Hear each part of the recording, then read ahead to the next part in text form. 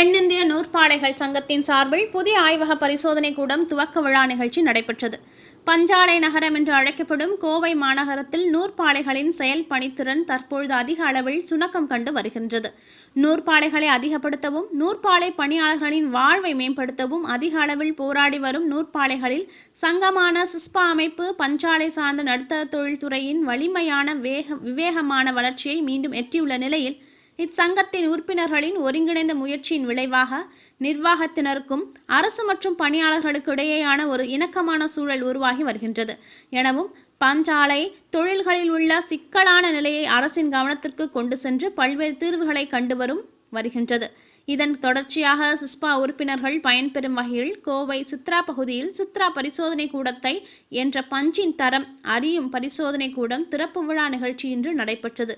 இதன் திறப்பு விழா நிகழ்ச்சியின் மூலமாக சிஸ்பாவின் முன்னாள் தலைவர் சவுந்தரராஜன் கலந்து கொண்டு இந்த பரிசோதனை கூடத்தை ரிப்பன் வெட்டி துவக்கி வைத்தார். இதனைத் தொடர்ந்து இந்த பரிசோதனை கூடம் குறித்தும் இதன் பயன்கள் குறித்து கூறிய சிஸ்பா அமைப்பின் தற்போதைய தலைவர் முருகேசன் கூறுகையில், ஜவுளித்துறையின் நவீனமயமாக்கல், தொழில்நுட்ப பொருளாதார பிரிவு, அதற்கான ஆராய்ச்சிகள், மின்சக்தி சேமிப்பு திட்டம், பணிகள் உற்பத்தி மையம், தரம் மேம்பாடு, தர கட்டுப்பாடு, அறிவியல் ரீதியான பணியாளர் தேர்வு, இயந்திர பராமரிப்பு,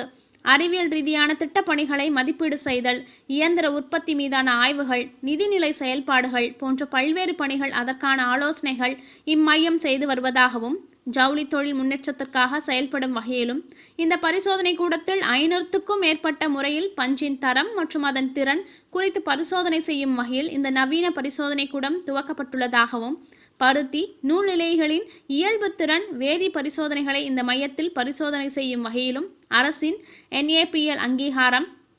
ISO IEC 17025/2017 ஆண்டின் தர சான்றிதழ் பெற்றுள்ளதாகவும், சர்வதேச தர நிர்ணயத்திலான அதிநவீன ஆய்வக கருவிகள் இங்கு நிறுவனப்பட்டுள்ளதாகவும்,